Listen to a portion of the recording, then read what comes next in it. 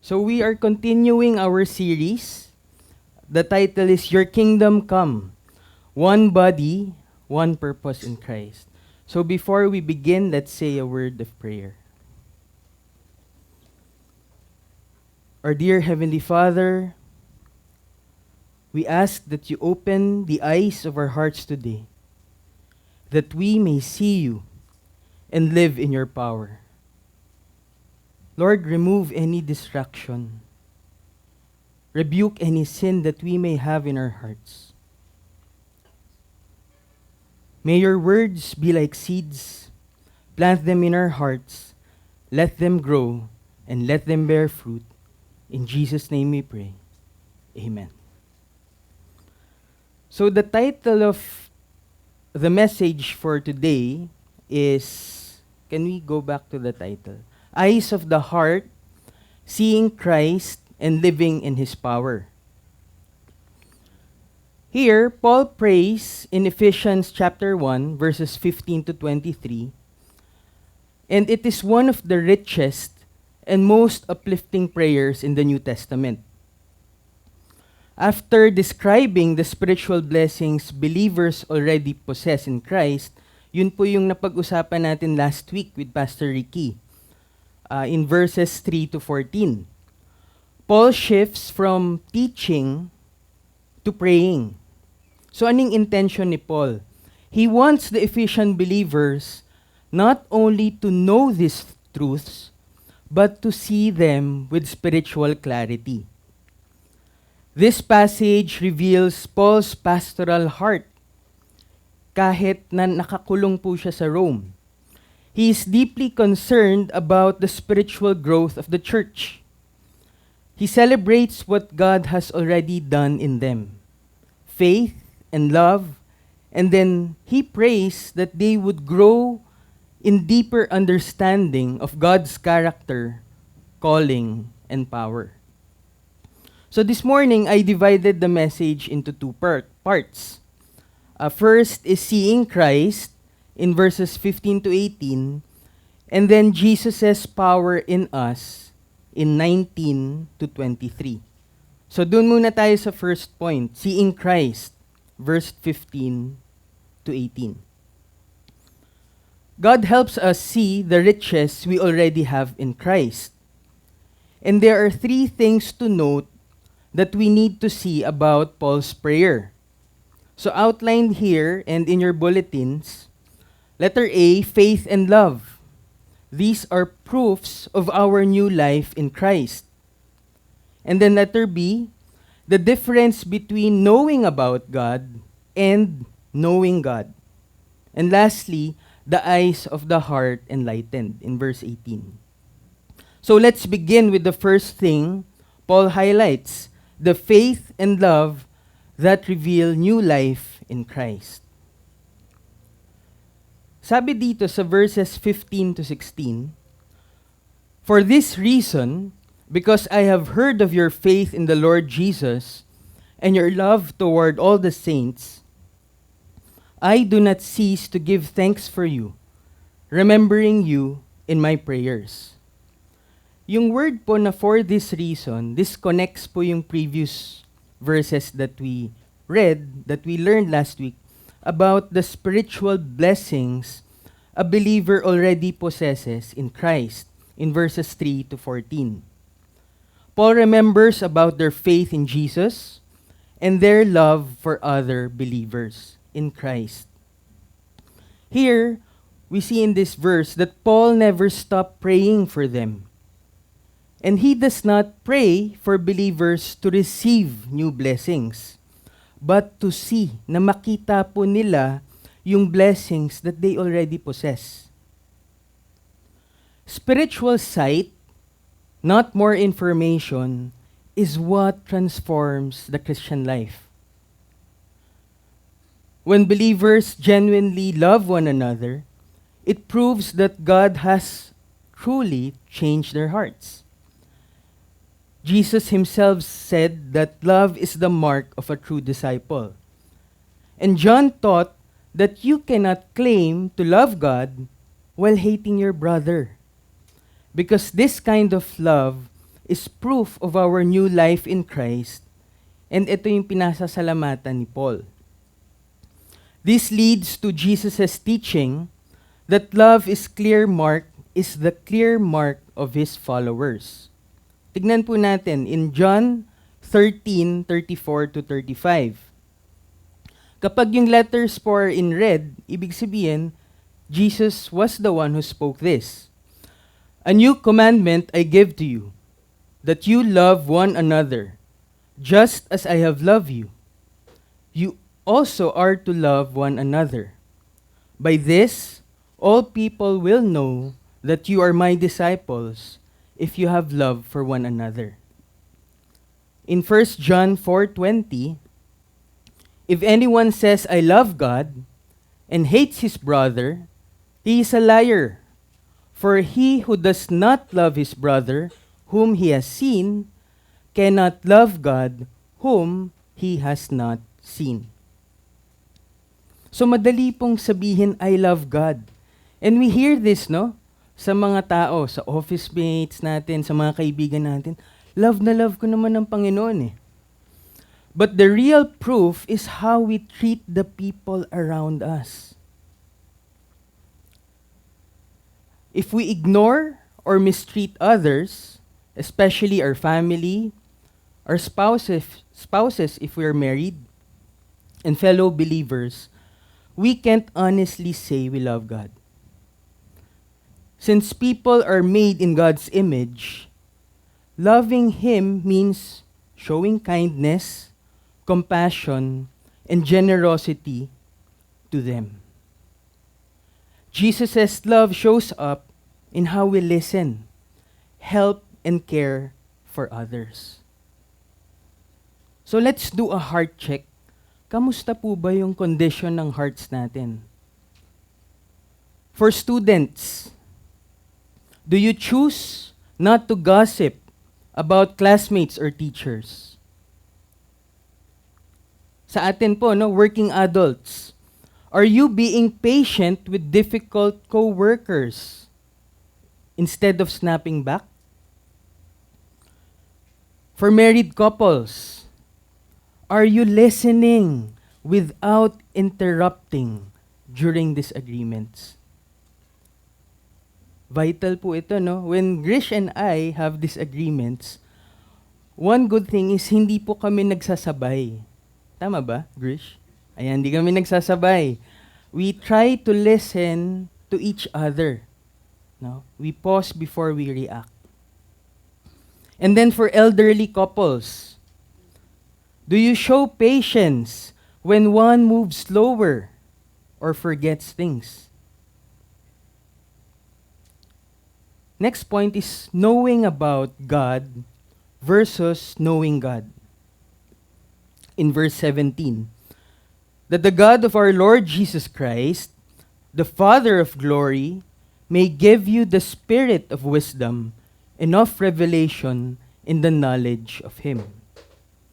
In this verse, Paul is highlighting the unity of the Father. So the God of our Lord Jesus Christ, no? Unity of the Father, the Son, and the Spirit. Distinct persons, but sharing the same divine nature.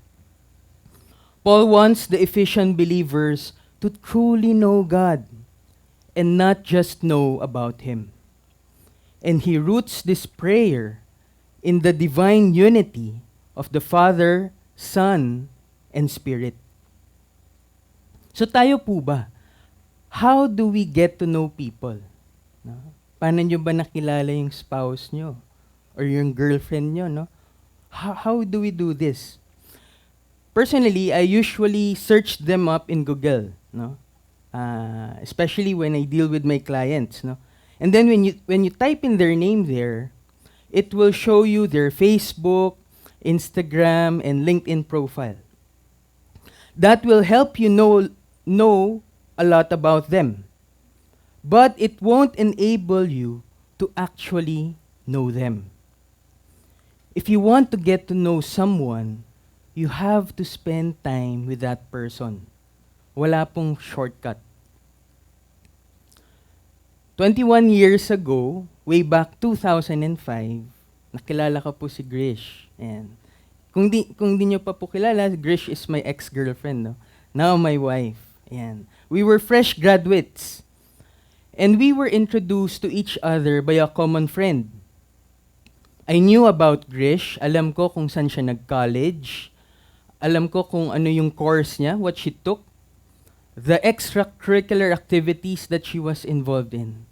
And that's it. Only when we were in a relationship that we learned more about ourselves.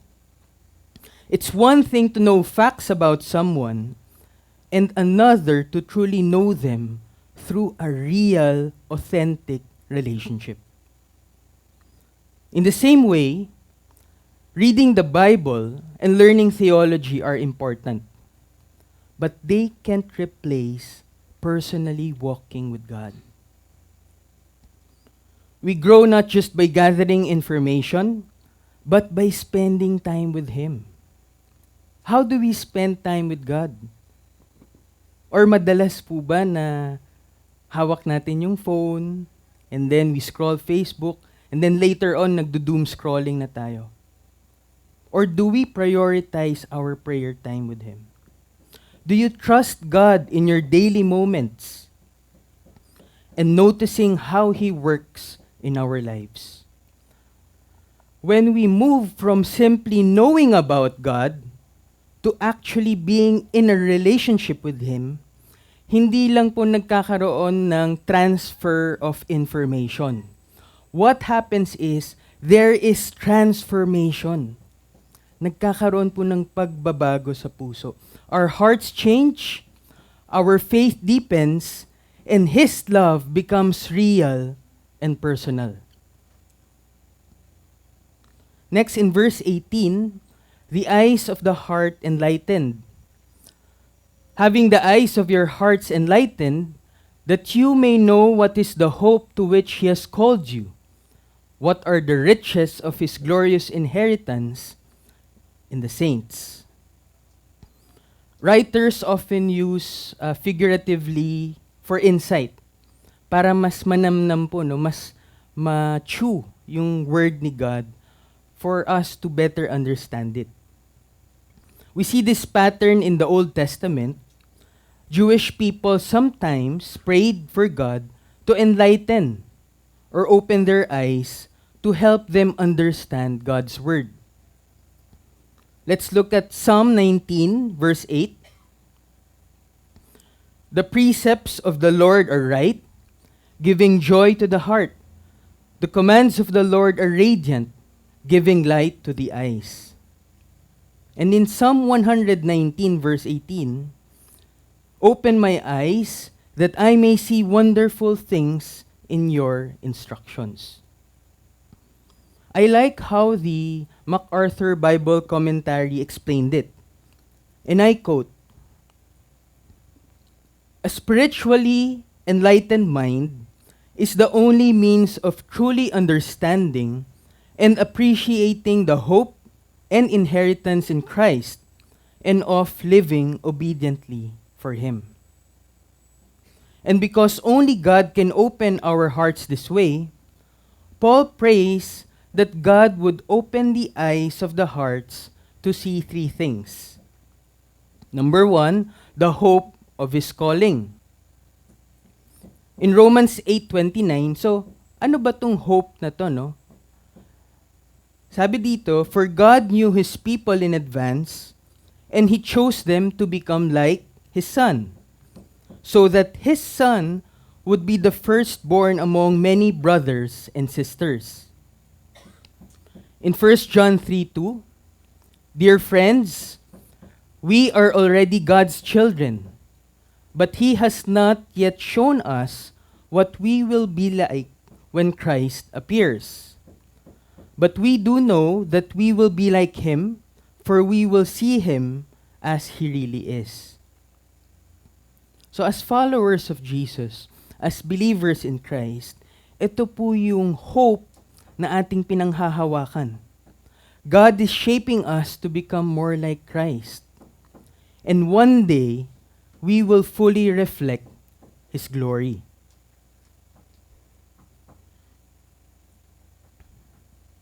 Our second point is, in verses 3 to 14, ito po yung last week, the riches of our inheritance as God's people. I will go through it quickly, and ang ganda po nung material that Pastor Glenn prepared, yung care group guide. Nandun po yung breakdown, yung details about this. So you can look it up, review nyo, gamitin nyo yun for your quiet time. So recap of last week's sermon, we learned that in Christ, you were, number 1, chosen. Sovereign election by God. We are predestined. We have a secure destiny. We are adopted. We gain full sonship, no? We gain full access kay God. We are redeemed, bought back. We've received forgiveness. Our debt is released. Isipin niyo po, no, yung kasalanan po natin nung nakaraan, our past, present, and future sins, God has forgiven us for all time. No, it's hard. Mahirap po siyang intindihin. But that was what Jesus did for us. In verse 6, made known the mystery. This is the plan to unite both the Jews and the Gentiles. And lastly, sealed. Holy Spirit's guarantee. But these seven spiritual blessings, hindi ito lang yun. No? Marami pa po ito. Only 7 were discussed because these were the ones outlined in the scripture. And lastly, the greatness of His power in verse 19. This leads into the second major point. But before that, let's do a recap. So here we learned in seeing Christ, Paul explained that real spiritual understanding comes from God Himself, who opens the eyes of our hearts so we can truly see and what He has given us. This begins with the evidence of new life, our faith in Christ, and our love for His people. It continues as we move from simply knowing facts about God to actually knowing Him in a personal way. And as God enlightens our hearts, we start to grasp the hope He has called us to, the riches of our inheritance, and the greatness of His power, leading us to live a life that reflects Christ's character. In application, I want you to ask yourselves now. Number 1, God has shown us the hope and blessings we have in Christ. So the question is, why are we still chasing other things? Maybe sometimes nadidistract po tayo, no? Kasi at arm's length, we're able to get success right away.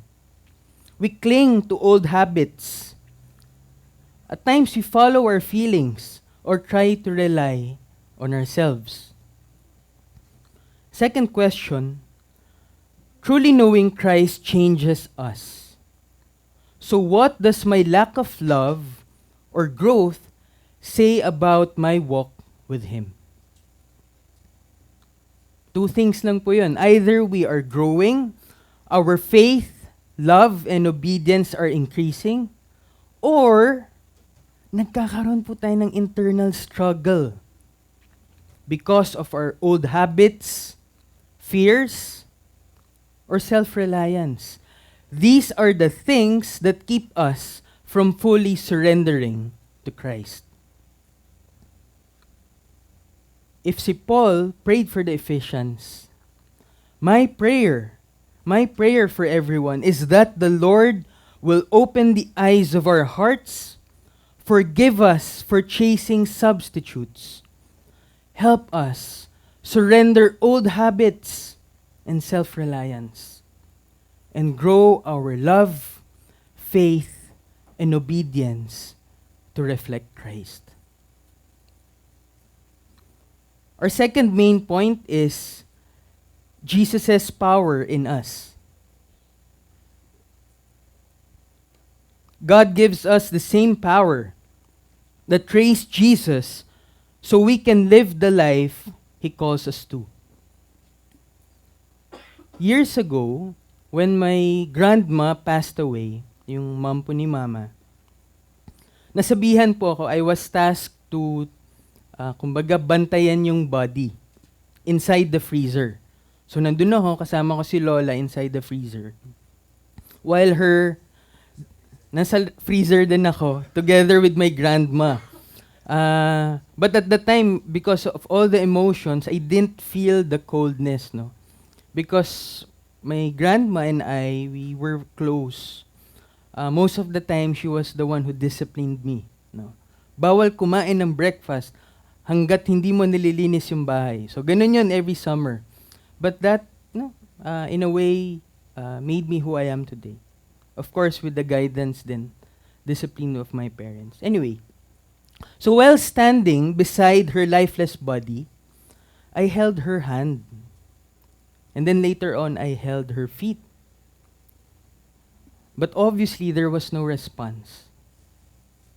In that moment, I realized that unlike a pencil or ball pen, a human being is created by God with a life only His power can give and restore.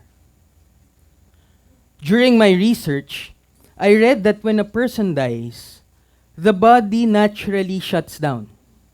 The heart stops, oxygen no longer reaches the cells, the organs fail, and the muscles relax as the body becomes still.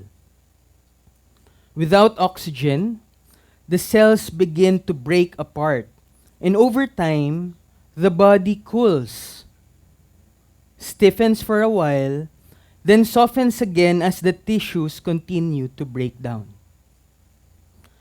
Science sees death as the point where the body can no longer repair itself or sustain life. And nothing in nature can reverse that process. Yet, this is what makes God's power so breathtaking. The same God who created atoms, energy, and every law of nature is not bound by them.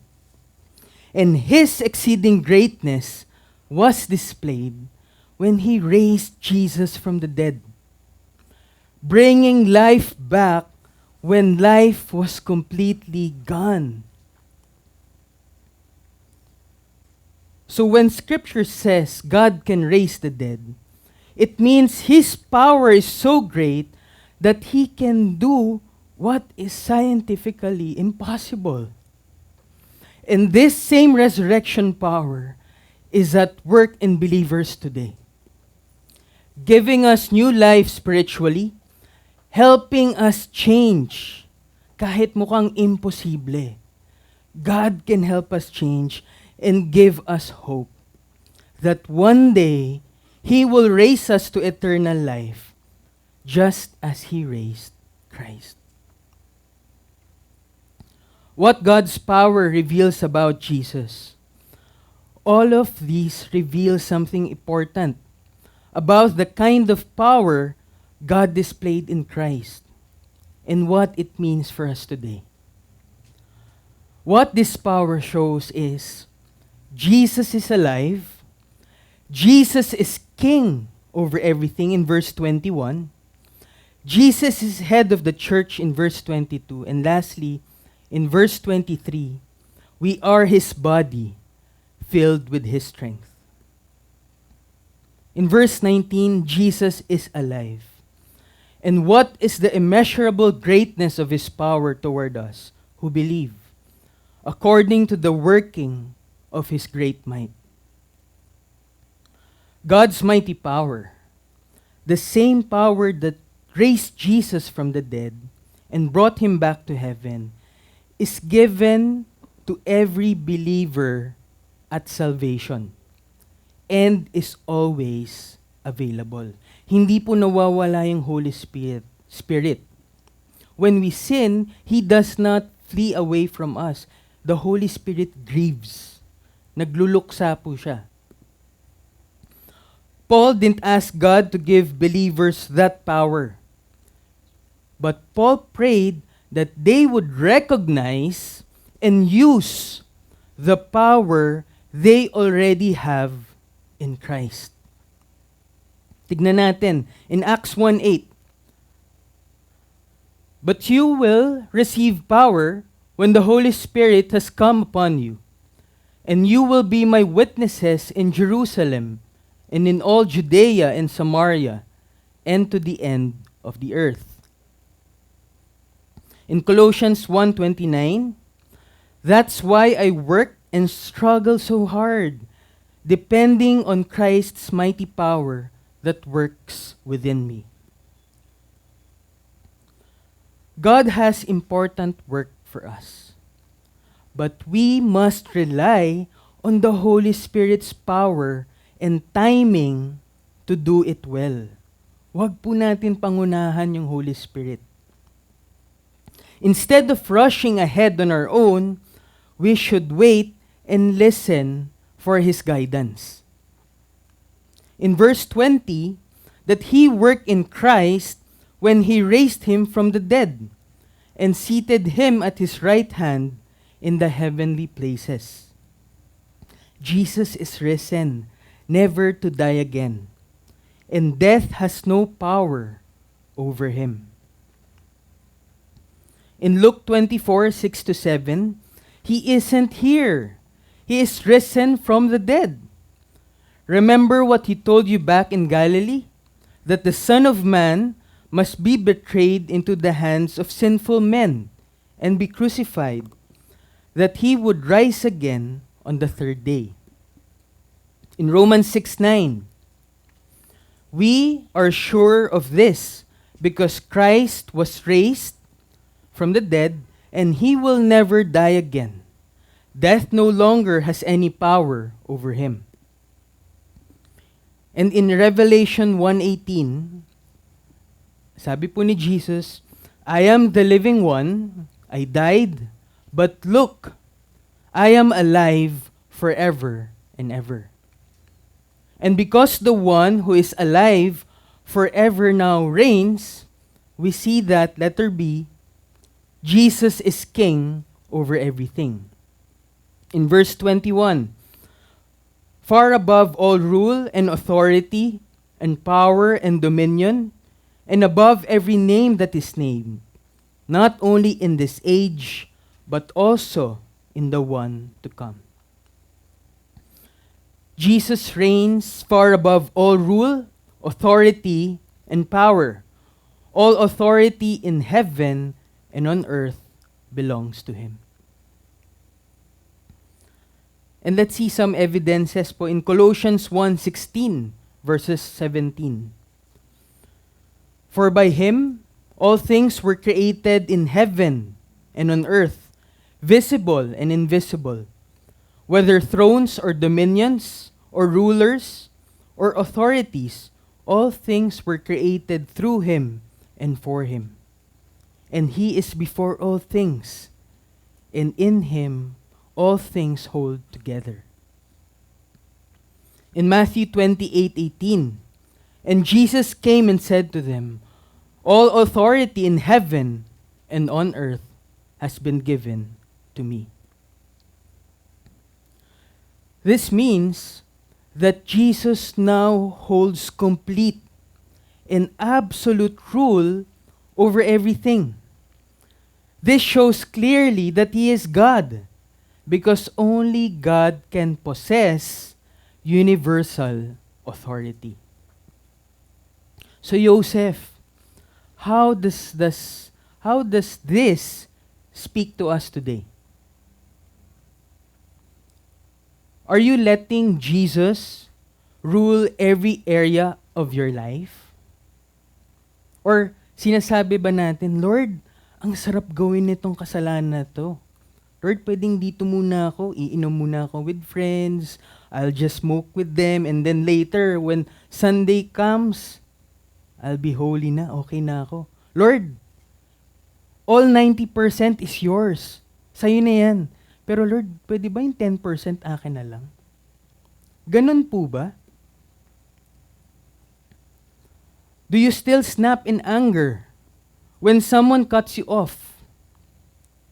Or post sarcastic replies that spiral into public arguments? Because Jesus is sovereign, live in humble dependence on His authority and the Spirit's power. Ano ba yung mga practical ways to do this? Pause before reacting. Sabi nga ng friend ko, pag may nag-outburst na galit, count 1 to 10. Parang hirap po, no? Hirap. Suddenly it came to mind, no, a story of a farmer. He was tasked to plant carrots.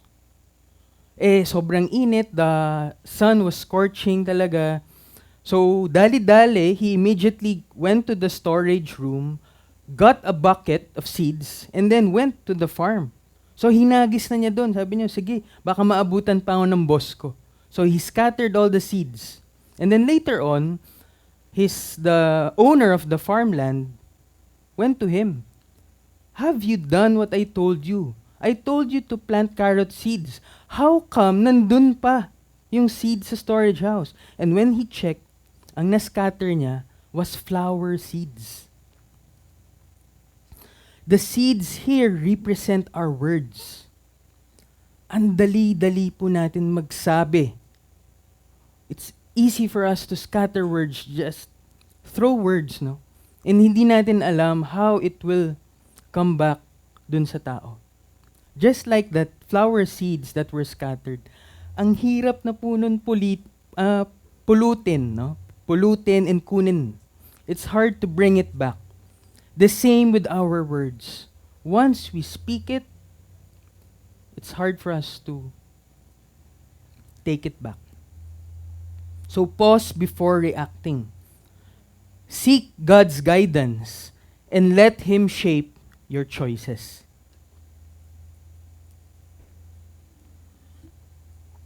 In verse 22, Jesus is head of the church, and He put all things under His feet and gave Him as head over all things to the church.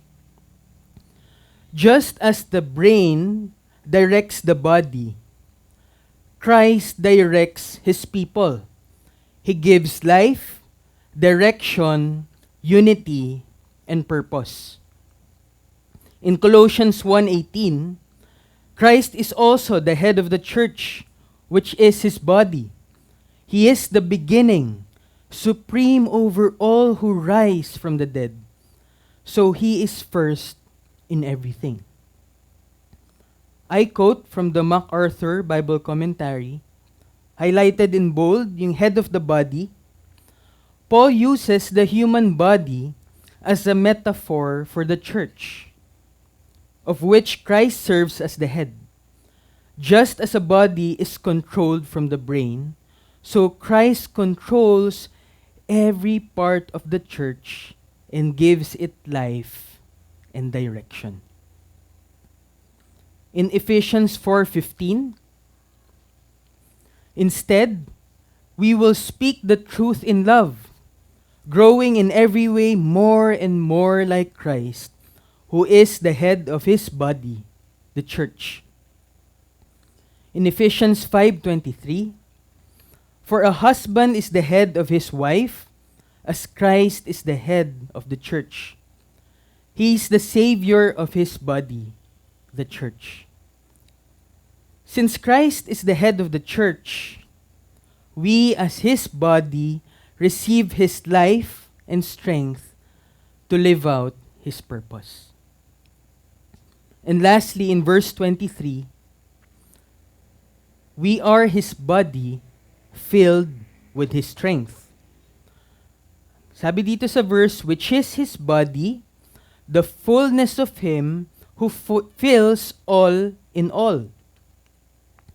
Paul is using quote-unquote the body as a simple picture of God's people, showing that the church is made of many connected parts working together as one. We are not meant to serve, grow, or worship on our own. We need the whole body working together. In 1 Corinthians 12:27, now you are the body of Christ and individually members of it. Whenever we practice in the worship team, lagi ko naalala yung advice ni Maestro Tick.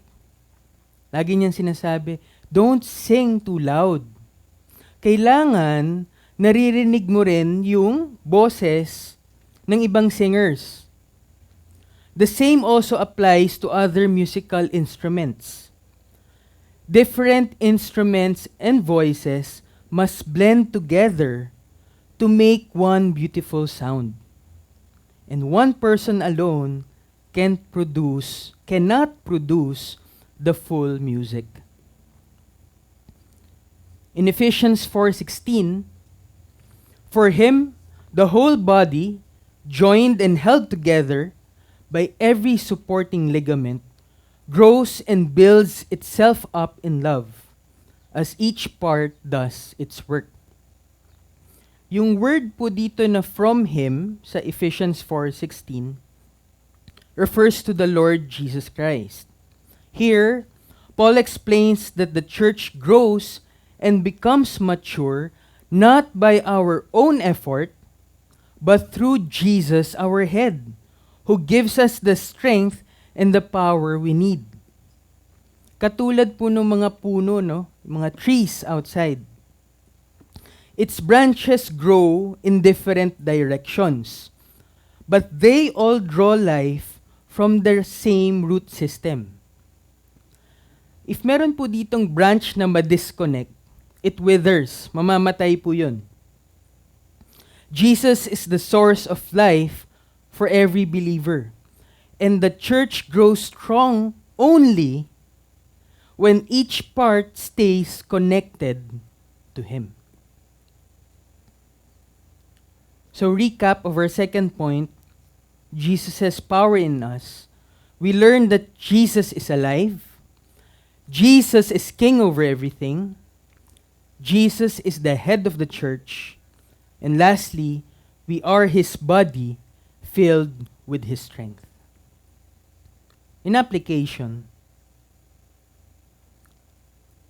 number 1, Jesus is alive and reigning as king.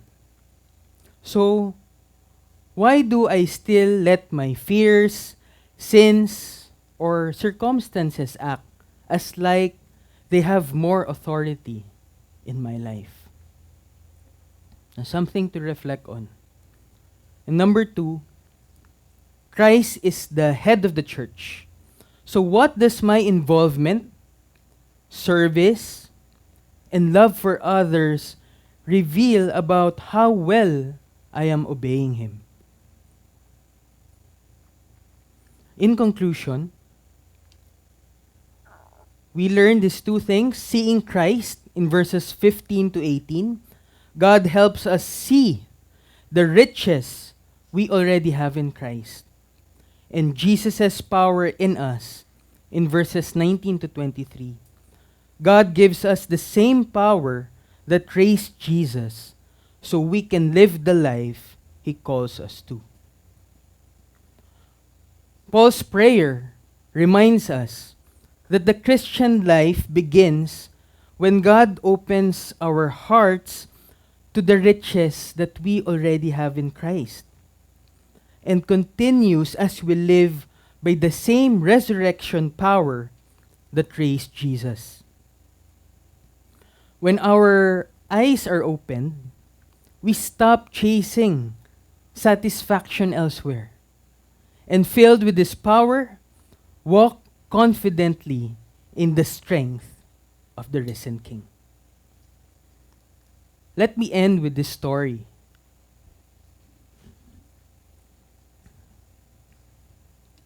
Charles Spurgeon told of a story when he visited an elderly woman in the almshouse. Yung almshouse po is a housing for poor people. His attention was drawn to a framed document on the wall of her room. And he asked her about it. She said that years before, she had cared for an aged gentleman.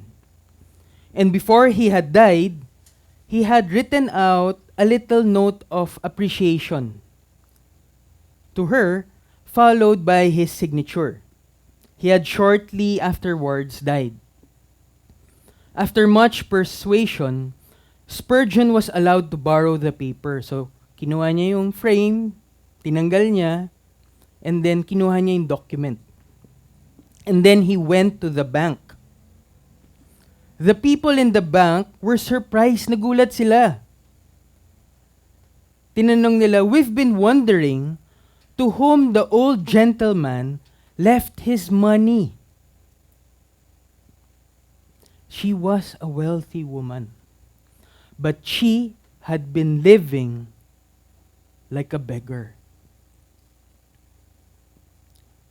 Marami sa atin, parang yung old lady. Mayaman na pala, pero nabubuhay na parang pulubi. Ganun din tayo kay Christ. Some of us live like spiritual beggars, even though we have seen Christ and how He has already filled us with His power, His presence, and His riches. My brothers and sisters, we already have Christ's power, presence, and spiritual riches. Let us not, ulitin ko po, let us not live as if we have nothing. Eyes of the heart, seeing Christ, living in His power. Let us all pray.